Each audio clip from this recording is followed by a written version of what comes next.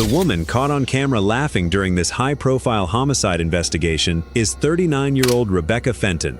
Just minutes before calling 911, she shot and killed her husband, then staged the crime scene to make it look like a burglary gone wrong. What this woman doesn't know yet is that this mistake, alongside a few others, will cost her her freedom forever. I was sitting on the ball when I heard a noise. Okay. But it didn't sound like a pop. It sounded like somebody dropped something. Walked into the back door. Okay. My husband was laying in the foyer. There was blood everywhere. On February 3, 2008, Clearwater police received a frantic 911 call from a suburban wife reporting her dying husband. 911, what is your emergency? My emergency is I think my husband's been shot. My house has been burglarized. I just walked in. I'm not getting a pulse on him. I just came in from the gym. Okay, what is the address there, ma'am? It looks like a burglary. My God.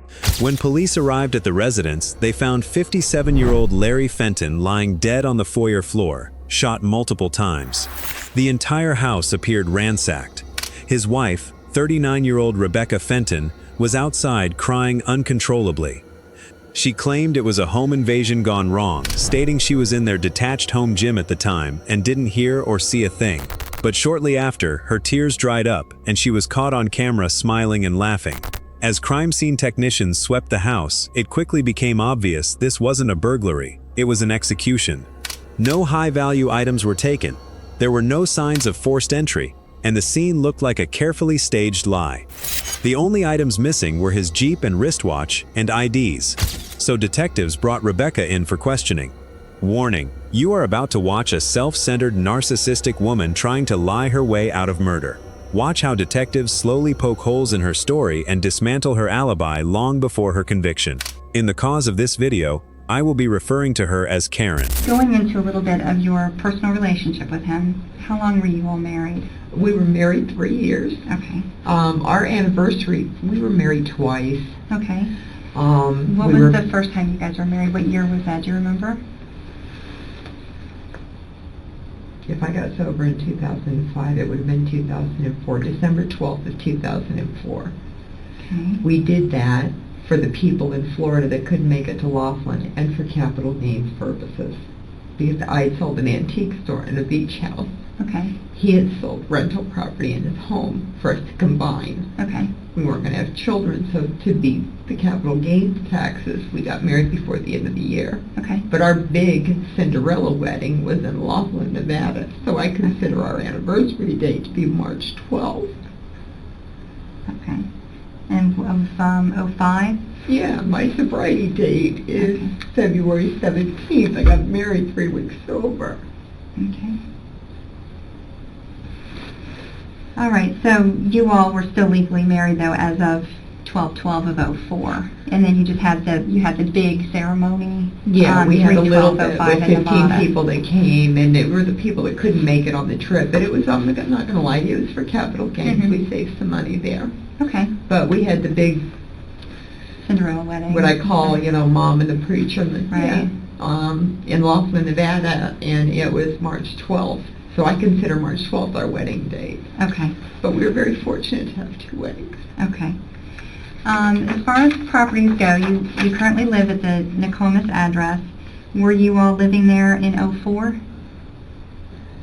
Yes. Okay. Do you have any other properties, rental properties, any other homes anywhere? No. Okay. We sold all of that. Okay.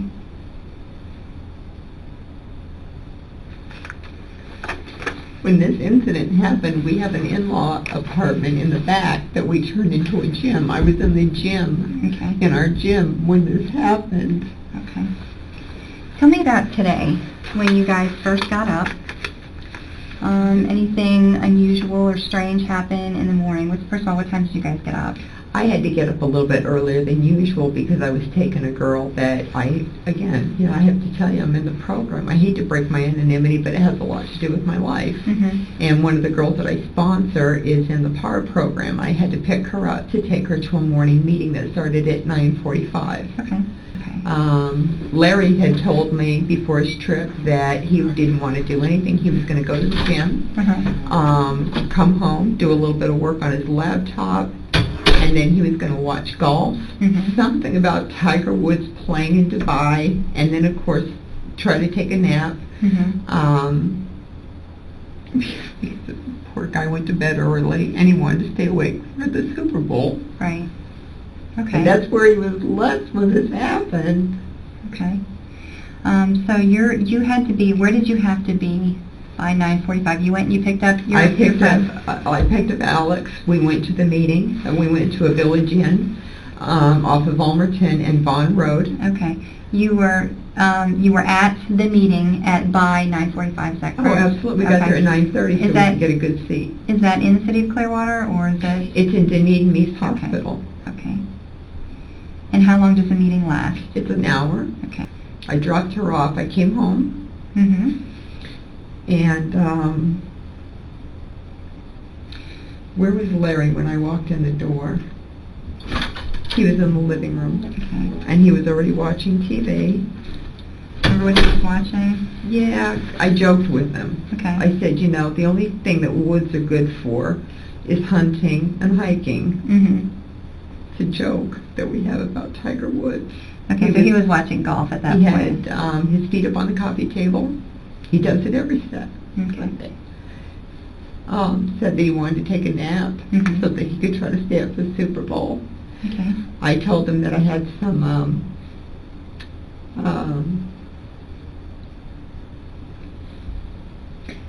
I have a torn meniscus in my knee that's been diagnosed lately. I told him, I said, I feel kind of tired, but you know, I want to go for a walk on the trail, but I know it's going to tear the hell out of my knee. He said, why don't you just lay down and relax? I'm thinking about taking a nap myself. And I ended up, I said, you know, I'll meet you down the middle. I think what I'm going to do is our in-law house is a gym. I said, I think I'm going to work out at the gym. Okay. Do you know about what time that was that you decided that you were going to go into the gym?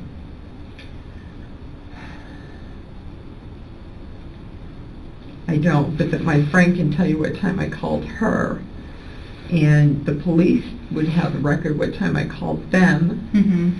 How long had you been working out for? I know it was 45 minutes, because probably 45 minutes since I had seen Larry. Okay. I did come in at one point, just kind of check on him. I was like, you know, how's it going? You know, joked with him. You know, who plays golf in Dubai? You know, where is that place? And he was like, oh, you know, yeah, but I bet you know all about Mary Kay. And we just joked. Right. And it was just a checking on him, you know. So. What is your workout routine? What type of, as far as equipment do you use? And the muscle group that you were working on? And my husband and I both are avid worker-outers.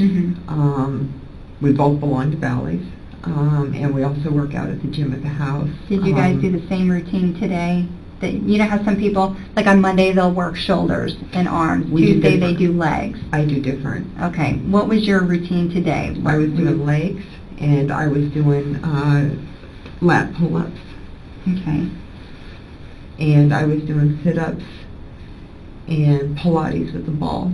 Okay. I was sitting on the ball when I heard a noise. Okay. But it didn't sound like a pop. It sounded like somebody dropped something. Okay. And I also had music on real loud.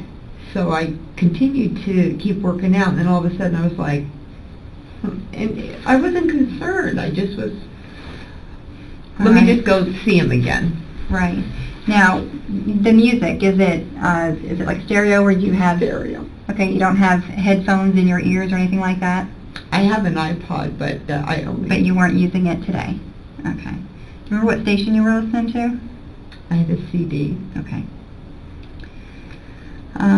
You heard something that sounded like you said it dropped. Something dropped. Now, Something fell off the roof. Was it one noise? Was it several noises? No, it was one. Science completely destroys this claim. The loudest sound wave produced by a standard home audio player is around 100 to 105 dB, at which point it becomes unbearable to human ears. Meanwhile, the sound created by a .38 caliber revolver is around 150 to 160 dB at its peak, meaning no home appliance can drown out a gunshot. It is practically impossible that she didn't hear the sound of one gunshot, let alone 5. It sounded like something fell off the roof. Okay. And I kept on doing my sit-ups. And then I realized, I was like, let me go check on him. But it wasn't because of the noise. Periodically, we just check on each other. Mm-hmm. Okay. And then From the gym, what route did you take? walked into the back door. Okay. My husband was laying in the foyer. Okay. There was blood everywhere.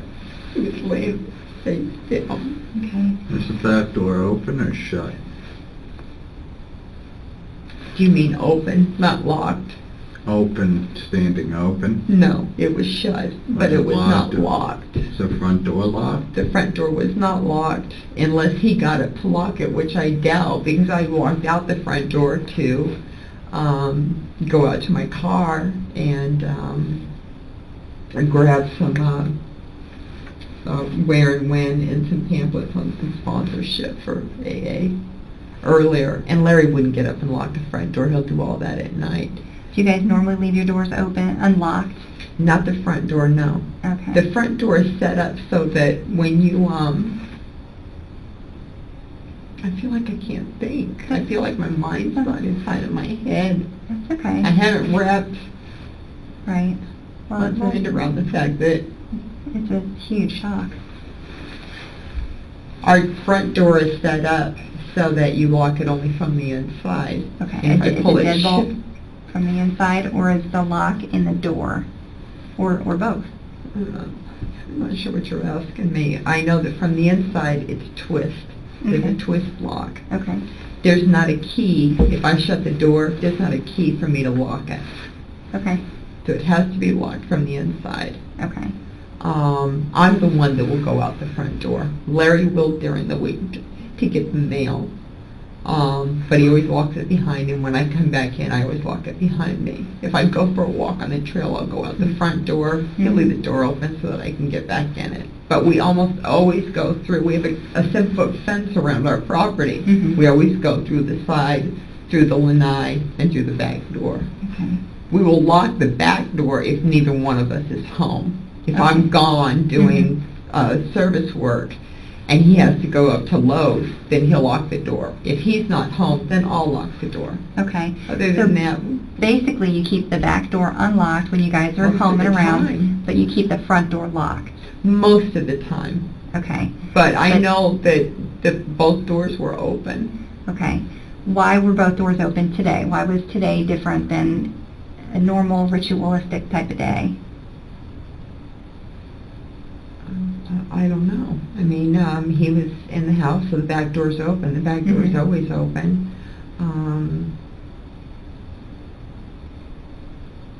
I went out to my car to get that information. I don't think I locked it when I came back in the house. Okay.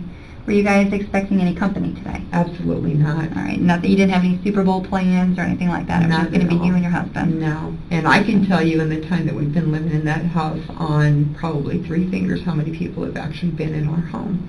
Okay. We're very private.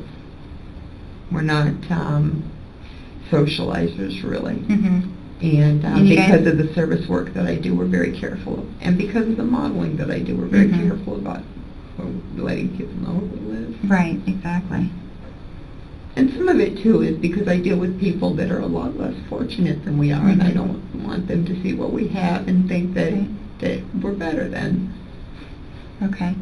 Had you seen anybody outside today that struck you as strange? No, absolutely not. What about any cars driving past your residence? I didn't pay attention. All of our blinds, I didn't see anything. We've never had a problem in that neighborhood. Okay. Did your husband have a problem with anybody? Was anybody angry with him? No. Absolutely not. He's a very, very nice guy. And the business was going well? He wasn't having any problems at work? He just met with his friend, who happens to be a family friend that stood up at our wedding. He's at the Don Cesar now. We're waiting for him to call. He met with him yesterday for his performance eval. And that he was did, Terry Cook, Yes. correct? Okay. and he did very, very well. Okay. And got a promotion, or got a bonus and a this and a that, and he Mhm. did very well. He just saw Terry yesterday. And Okay. Terry's also a friend, and this is going to kill him. Okay. As far as firearms in the house, Excuse me? guns, firearms, We guns. did own a gun. Okay. We bought one very, very recently. You just have one gun in the house. Yes. Okay. Is it a handgun? Is it a shotgun or rifle? It's something that, it's a handgun. A handgun, I don't okay. know a lot about it, but we bought it recently, and it's registered, so I can't tell you the exact date. Is it registered to you or your husband? Don't quote me. I think Larry told me that it was legal for both of us to use, but only if we used it in the house. Okay. Like, I couldn't put it in my car or tote it around in my purse. Right. The reason that we bought it was because, and again, I'm guessing, 3 or 4 months ago, and I have a couple of friends that can confirm the date. Okay. Some whack job ended up seeing me at the grocery store and started following me, giving me a hard time. Showed up at a meeting one time. I filed a report. Who with did you an file it with? Officer or Sergeant Fowler. I don't remember, but his name was Fowler. She goes on to explain how she was allegedly stalked by an anonymous person who followed her around a grocery store and trailed her while driving. She claims that out of fear for her life, she drove straight to the police station to report it before the driver sped off. But when detectives ask for a description, it turns out to be just as vague as the rest of her story. Do you remember anything about his teeth? Did he have any chipped teeth, crooked teeth? I don't remember that. I just remember that he just Okay. had a goofy smile. What about hair color? Dark? Dark hair. Light? Okay. Chestnut brown. Okay, what about the length? I don't know how to say ordinary. Oh, that's Not- okay, just a not regular long, cut, just- like an inch type, just If a you regular looked at cut? him, you'd think he was a normal guy. Okay. Except that he had this goofy smile. Uh-huh. What about facial hair? Any goatee, No. mustache, clean shaven? No, clean shaven, Oakley sunglasses. Did you all- notice any tattoos on him anywhere? No. Was he wearing, what kind of clothes was he wearing? The first time that I saw him, he was wearing a white, dark, like a cobalt, not a cobalt, more of a cornflower blue, Ralph Lauren sort of shirt. Okay. I can't guarantee it was a Ralph Lauren, but that type of a shirt. Like a blue polo jeans. shirt or what? More Oh, of yeah, shirt? like a polo. Okay. This is an imaginary suspect created by Karen to throw detectives off her trail. The more suspects detectives have to investigate, the less focus is placed on her. She also uses this story to justify why she suggested her husband buy a gun for protection. But when detectives ask her for an official police report number, her story falls apart. Okay. And I screamed at him. I said, I screamed at him, I'm reporting you. I'm going to file a restraining order against you. Get anywhere near me, and then I'm going to spray my mace on you. Okay. And he had this goofy smile on his face that didn't seem to scare him. And did you go in and make a report? No, he didn't. Why not? Because I thought it was going to go away. Okay, but you were telling us you were scared of this guy? You Later came to the on. police station. Mhm. You were in fear enough to run from your car to the police station, but you never came in and made a report. I stood at the front door, and then when he pulled away, I went back out to my car. You know and what went- day that was? No, but I'll bet you if we talked to Officer Fowler, because I talked to him a few days later when I saw him again, When did you see this guy again? outside of the Serenity Club, which is an Alcoholics Anonymous Does he facility. go there? No. And he was in a black, brand new, gorgeous, black And what gold happened that Mustang. day? He pulled up alongside of me and said, I've been looking all over for you.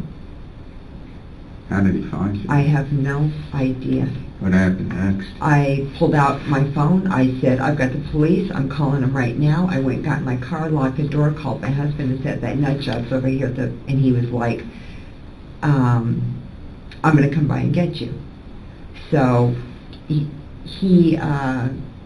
knew my name, and I remember that scaring me. As I started getting into my car, he just leaned out the window, and he had that goofy smile. And all he kept saying was, "You're the most beautiful woman I've ever seen. You're the most, I just want to talk to you." As I opened up my door, I was like, I used some foul language. I said, "You such and so, leave me alone. I'm going to the police." That does it. And as I got in my car, he goes, "Rebecca, I just want to talk to you." I got in my car, I was terrified. I called my husband. He told me to take the back route home. And what my husband planned on doing was, luckily he was in town because he traveled so much, was to take a back route and see if he couldn't find this guy. Never saw the guy again.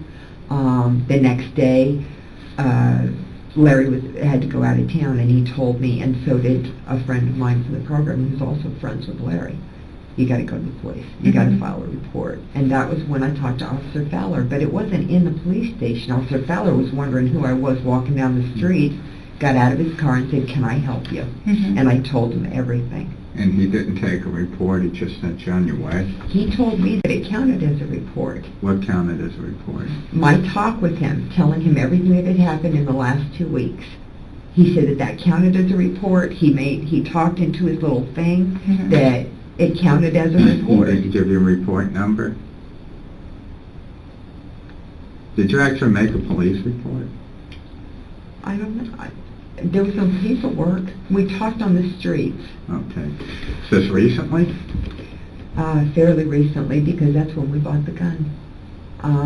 He suggested that we buy a gun. Who suggested you buy a gun? Officer Fowler. Told you to buy a gun? Wait a minute, let me be clear.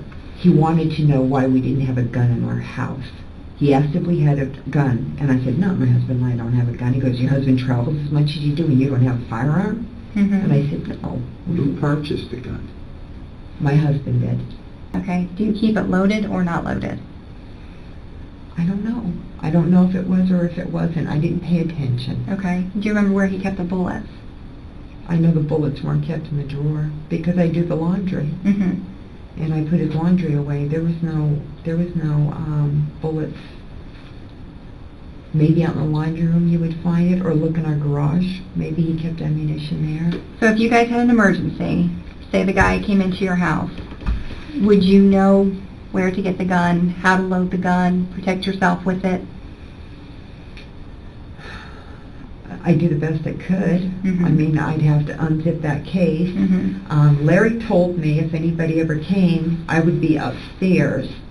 Chances are, and he says, hopefully you won't be down in the great room, you'll be upstairs. He said, if you can just undo the safety and just shoot. He goes, and I go, I don't want to hurt anybody. Stop you right there for a minute. Why would you be upstairs if somebody came? Because I spend a lot of times most of my life is upstairs. Our television's up there. I have my own bedroom, dressing room in the house. When Larry's gone, I spend most of my time upstairs. And he said, if you're upstairs, all you have to do is undo the safety, and if you can he said, just fire it, it'll scare the dickens out of them, and they'll get out of the house. You say you have your own bedroom? I have my own room. It's a dressing room. He has a separate room. Or you guys have separate bedrooms? No. We sleep together. We're very, very intimate. We're very much very much in love. We have our room. Okay. I'm a princess, so I had to have my own dressing room. Okay. And then he had an office. We had a 3-bedroom house. Okay, all the bedrooms were upstairs. Yes. Okay, what's the layout downstairs? When you walk into our front house, into our front door, you just walk in. There's 2 French doors that go into what we call our great room. It's really a living room. Okay. It's very large. If you go through that living room, Larry's sitting on the couch watching golf. There's 2 French doors that lead to the outside. Okay. If you're standing and you walked into our house, there's our dining room and there's our kitchen, and you have a clear view above, and there's a set of stairs that go up. Is it called a foyer? Okay. We have an old Pennsylvania milk house. It doesn't even look like it belongs on the block. Our house was built in 1926, so it's different. Okay. And when you walk into the front door, you can see the back door. That was where I saw my husband's body. When I came in from the gym, I walked in the back door and he was laying in the foyer. But when I left the last time, he was in the living room with his feet up watching golf. Okay. Could you hear any movement in the house? Did it sound like maybe he was going to the kitchen or he was moving upstairs or downstairs? Did you hear When I anything? came in, When you were working out in the gym, you last left him no, there's watching no way I golf? would have heard anything because they're two separated buildings. Okay. Let me understand something. The house and the gym are separated, correct? Yes, The it's- gym's like a back garage? It's considered an in-law apartment. Okay. Attached to The it, doors, next is the garage. doors to the main house were shut, correct? In- The back door was shut, the front door was shut, were the windows shut? Yeah, the windows are all pane glasses. And you're back here in an in-law apartment? Were Working the- out with the Were music any of the playing. doors open? Was the garage door open there? I noticed there's like a garage type door there, or am I wrong? There's an in-law apartment. Uh-huh, I had the door shut. I was okay. working out and the music was blaring. Okay, so none of the doors were Next- open in there? No, next to the in-law apartment is attached is a garage. Okay. All right, I only saw your house from the street, so I just You trying to saw the understand garage. is, the garage isn't where you work out. No, It's- you didn't see it if you didn't go It's inside the the fence. apartment. Yes, Is the garage and the apartment connected? yes, they are. Okay, And there's the fence that separates them, so if you didn't go inside the fence, you wouldn't have seen the gym. okay. And you were in the closed house area, he was in the closed area? Yes. And you weren't expecting any company to? No. Okay. All right. How many cars do you have? We have two vehicles. Okay, what are they? Mine's a Hyundai Sonata, Mm-hmm. and my husband has a Jeep Cherokee. Don't quote me. I want to say it's a 91 or a 92. What color is it? It's white, it's a limited edition, and it has gold on the bottom of it. That Okay. makes it a little different than others. That's how I can tell it's his. It took me probably 15, 20 minutes after everybody arrived. I was talking to a police officer, and it dawned on me that my husband's vehicle was missing. And I turned to him, I go, where the hell is my husband's Jeep? She claims it was a burglary gone wrong. Let's be logical here. A burglar who goes through the trouble of killing someone doesn't steal anything of real value from the house. How does that sound? Ridiculous, right? Karen scattered a few drawers in her husband's home office, tore through their bedroom and medicine bottles, but didn't touch any of her valuable jewelry. She only took her husband's wallet, wristwatch, and car keys, items only the two of them knew the location of, and drove his vehicle 2 blocks away before parking it. Where does he keep the keys for the Jeep? There's a old antique desk in our dining room. Is that on the first floor or the second floor? It's on the first floor. It's in an antique desk in the dining room. Yeah, he keeps that, he keeps his wallet, He keeps all that in there? when he comes in. Okay, so he wouldn't sit around the house with his keys in his pocket? No. No, I can tell you exactly, we both keep our keys. How many people know where you keep your keys? Me and my husband. Nobody else? No. Nobody's been in our house, even good friends. It's kind of been a choice of ours, but also we just Does he leave any keys in the car? never. Is there a spare key in the car, a hide key or something? I don't know if my husband has a hide-a key or a spare key to his Jeep. I know that there's 2 sets of keys to my car. And where are your sets? I have a set on me. I have a set on me. Okay. And I have an extra set that's also in that antique desk. Larry had, I think I have 2 sets when we purchased the car. The 2005. Did you have those keys on you today, or did you take them when you left? I took them when I came in. I grabbed my keys. After I realized what had happened, I grabbed my keys off of, they were on the kitchen counter. And I grabbed them off the kitchen counter. When I realized that my house had been ransacked, I ran upstairs. When I saw how bad it was, my first thought was, I better get out of here. Where was your house ransacked at? Where? The whole house, or any particular? The living room, I noticed that the living room was, my bedroom was, our bedroom was, but especially my husband's office. And I went to reach on the floor for the phone, because that's where all of our numbers are, and I was like, let me get out of here. So I went out What floor did you go to? to the second floor. Okay, so you came in, you Saw saw my him, husband. I and- felt for a pulse. And then you went upstairs? Yes, I did. What'd you go upstairs for? Because when I turned the corner and saw the living room had been ransacked, I went upstairs to see what the hell had happened. Okay. And I yelled. I said, I'm loaded, I have the police following me, so if you're in my house, you better come out now. Okay, then when did you call 911? I thought the house had been ransacked. I ran back down. I checked my husband again for a pulse. Did he have a pulse the first time? I couldn't tell. What about the second time? I didn't feel one, but I didn't know if I was feeling in the right place. She says she checked her husband's pulse twice, but investigators disproved this claim because the pool of blood around her husband was completely undisturbed with no footprints. Let's be logical for a second. If she really checked him while he was covered in blood, there would be bloodstains on her hands or clothes, but there were none.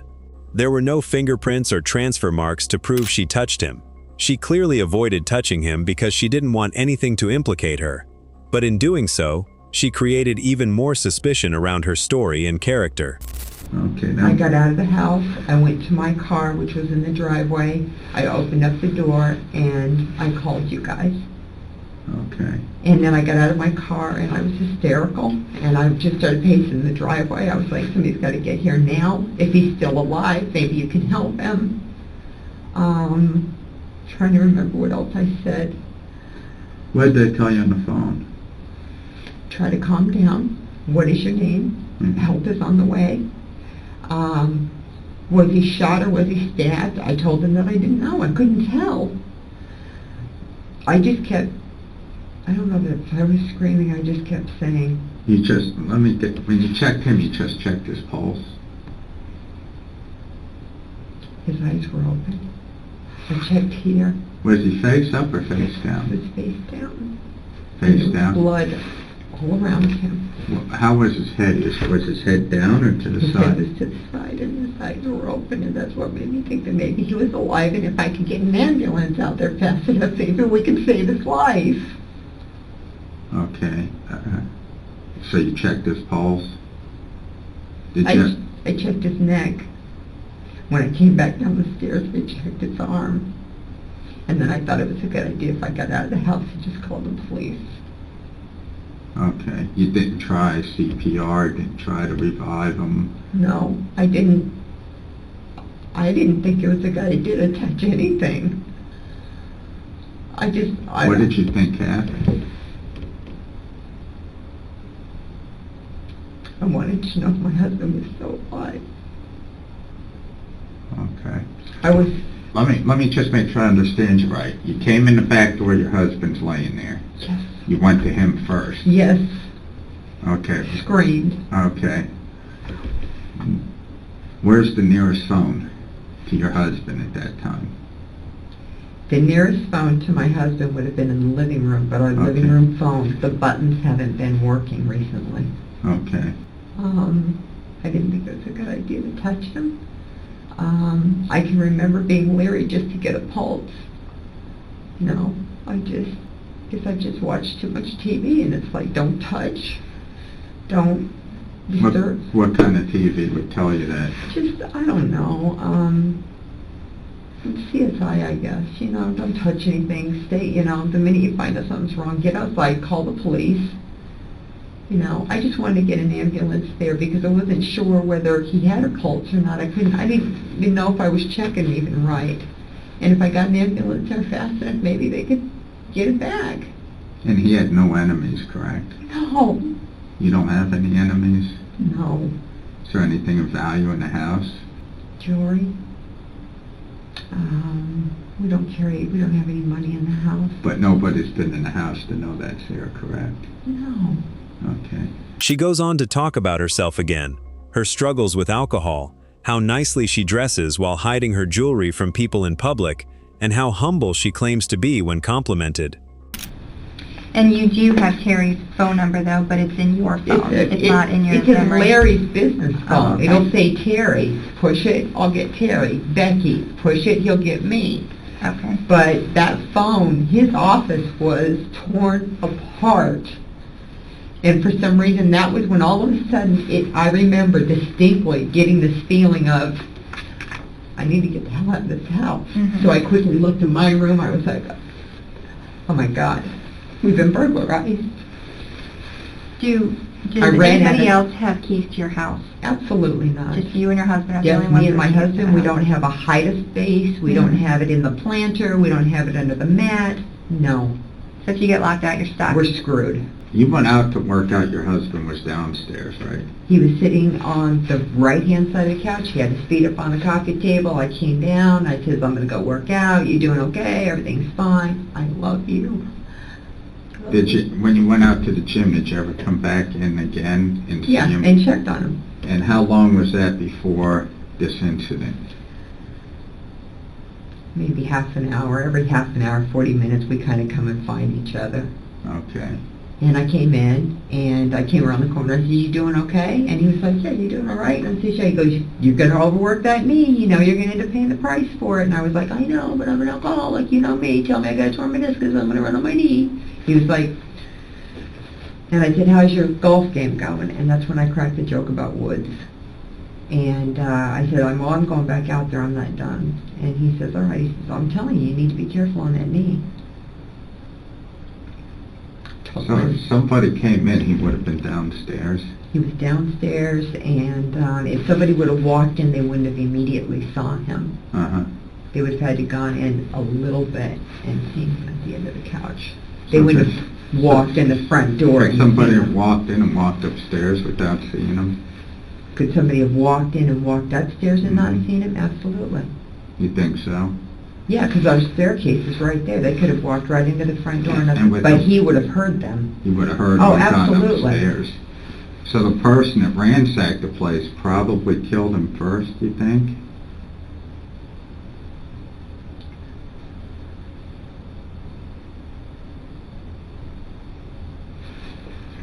I can't put my husband's bed. I'm sorry.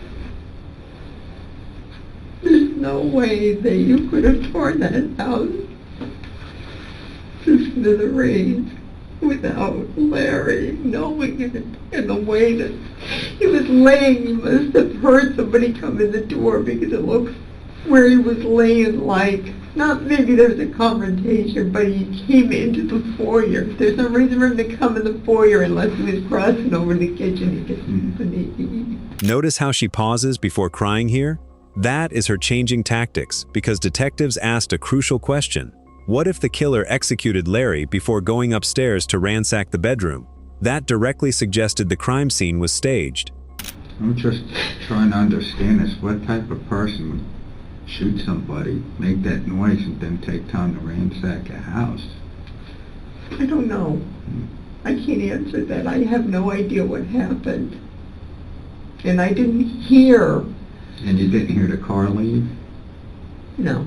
Where was his car at in reference to where you were? My car's parked here, he's parked here. In the dirt? Yeah, He he would've parked, been in the yeah, dirt. he gets to park in the dirt, I get the driveway. What'd you They say? really tore your house up? I didn't I mean, look that they well. knocked things over, knocked over big items, tipped things over. Yeah, it looked like the living room, the stereo system had been knocked over, I can remember that. Drawers pulled out. But nothing was taken, the stereo was I still have there, an the TV was antique still set there. from my antique store. We've got 3 pieces. It could be somebody's retirement, for God's sakes. And that was still there? There were paintings in there that are worth $17,000 to $25,000. Just Like trying to that. figure out why somebody would spend that much time in your house. I don't know. I'm not sure what happened. My husband and I are clean. And we're clean living people. And I do charity work. And he does an honest living. And he's been with the same company for 30 years. And your relationship, there's no infidelity? None. She goes back to talking about herself, then introduces another potential suspect for detectives, her former female partner, claiming she was angry when Rebecca and Larry were getting married. This is yet another attempt by Karen to stall the investigation. I don't want any of this stuff used against me. What do you mean used against you? I don't know. I guess I just all of a sudden, it's like, here I am, I'm an alcoholic. Now I'm a lesbian. Now I'm just giving a lot of real personal Let me information. just make sure we clarify this.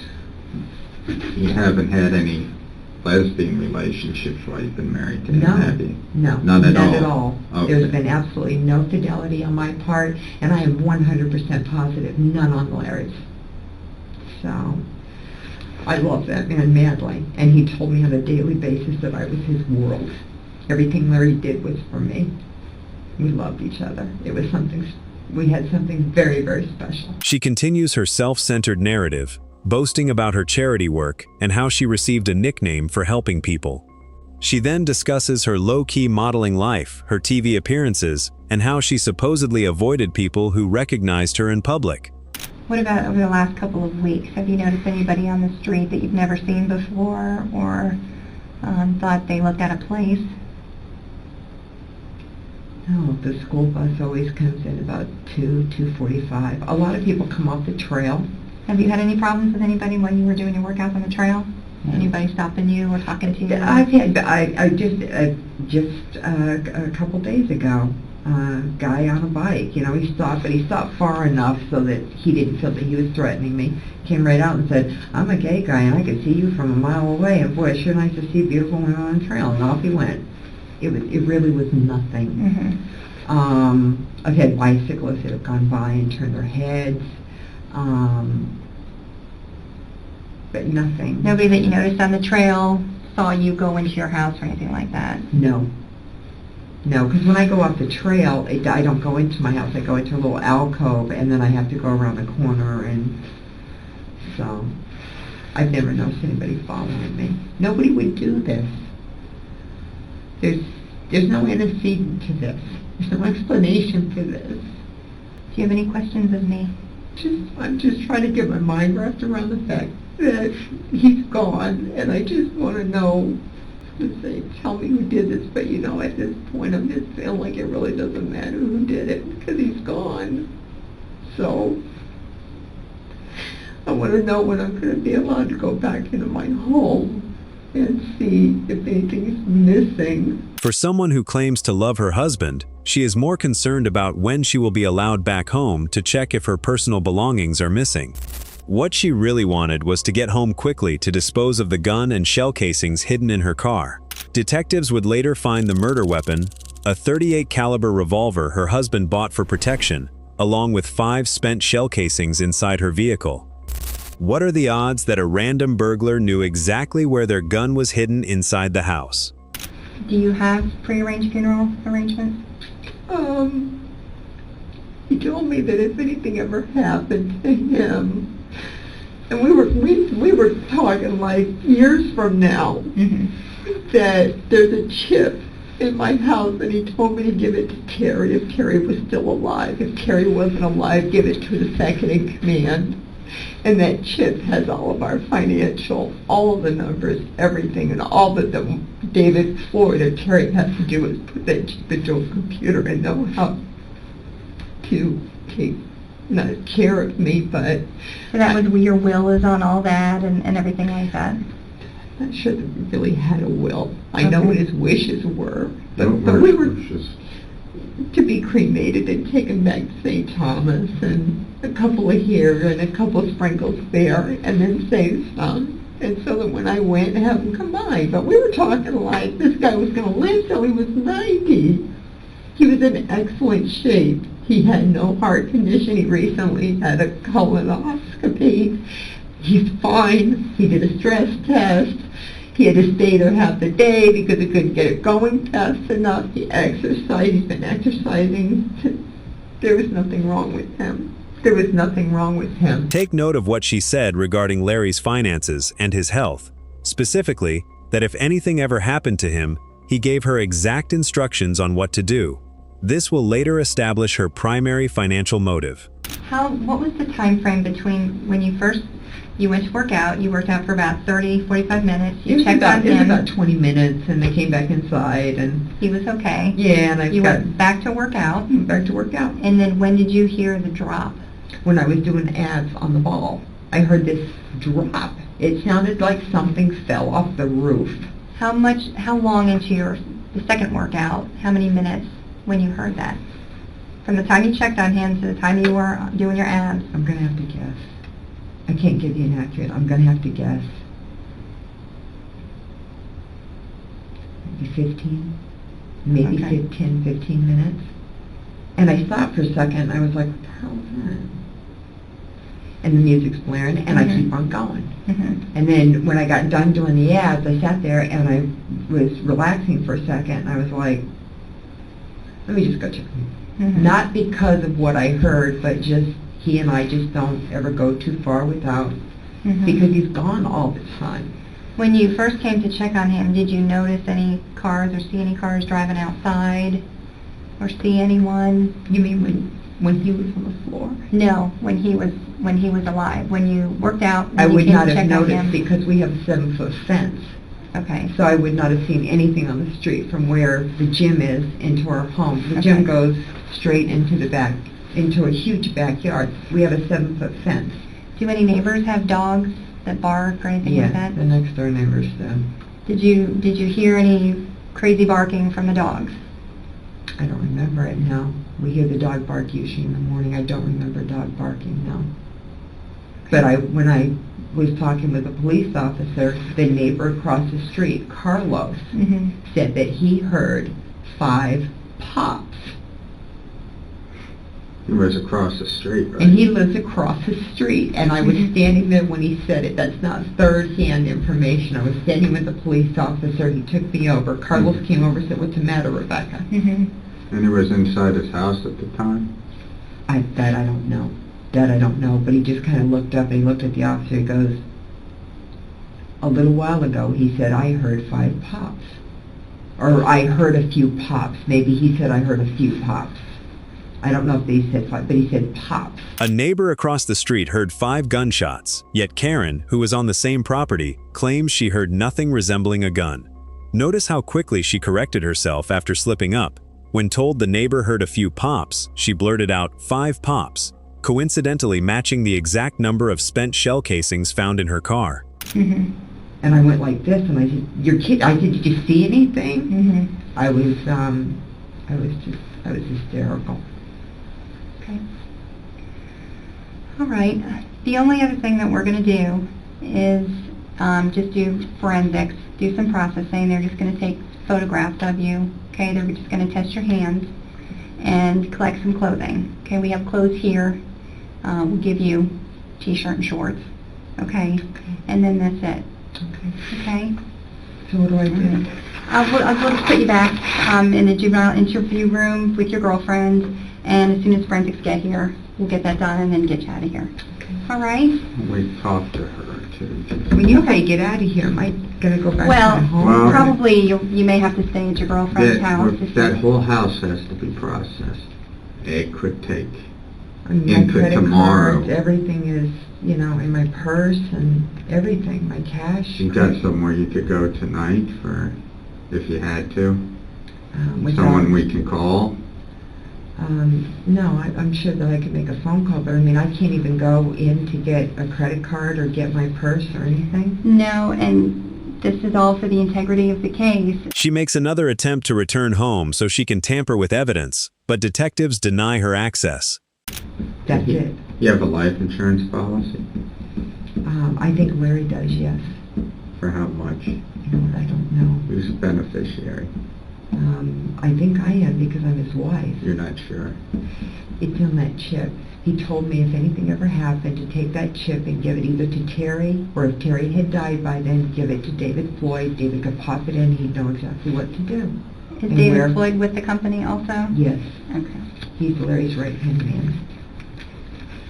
I know a little bit about our investments, but I never really, I guess I was just lazy, and Larry just took care of all that stuff, spreadsheets and stuff like that. But he had it on, he used to always tell me, if anything ever happens, just take this Where's chip. the chip at? It's in his desk. In the And office upstairs? they got ransacked. David Floyd, does he live in Rochester also? I'm trying to remember where David lives. He lives somewhere in the United States, I'm not sure, but we're expecting an emergency call from Terry, and Terry could tell us. Okay. But Terry's still alive. We expected Larry to be like 70 or 80 years old. And Terry is older than he was, so Terry was probably, be able to take him by then. That's why he mentioned David Floyd. We didn't think Mm-hmm. This is supposed to go now. Mm-hmm. We had plans. We were gonna try to go together, like live for a long time and go together. We've been working just vigorously on our retirement. Everything's been going into the retirement. This was never supposed to happen like this.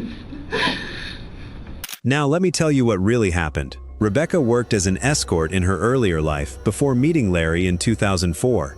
As someone accustomed to an extravagant lifestyle, the fear of being restricted caught up with her after marriage. At the time of the murder, she was allegedly involved with a younger man and wanted a way out. But there was one problem. Larry had her sign a prenuptial agreement before their wedding, meaning if she divorced him, she wouldn't receive his wealth. However, there was another route. Because Larry cared for her, he named her primary beneficiary on his life insurance policies if anything happened to him. Rebecca needed out desperately. As mentioned earlier regarding her comments on his financial plans and health, despite Larry having no underlying health issues, the only option she envisioned was staging a burglary gone wrong so Larry would die and she could walk away scot-free with over $1 million in insurance payouts and estate assets. But her story had fatal flaws. A thief who went through the trouble of shooting someone would have escaped with valuable proceeds, yet his vehicle was abandoned just 2 blocks away. The only logical explanation was that she killed him, washed her hands, collected the spent casings, placed them in a plastic bag in her car to dispose of later, and moved his vehicle nearby to simulate a theft. She couldn't park the vehicle far away because she needed to return quickly to call 911 and fit within her estimated 30-minute timeline. She almost avoided prosecution for years, but cold case detectives reopened the investigation after an arson fire destroyed their former home. On November 15, 2015, Rebecca Fenton was convicted of first-degree murder and sentenced to life in prison without the possibility of parole. Even her own mother testified that she believed Rebecca killed her husband.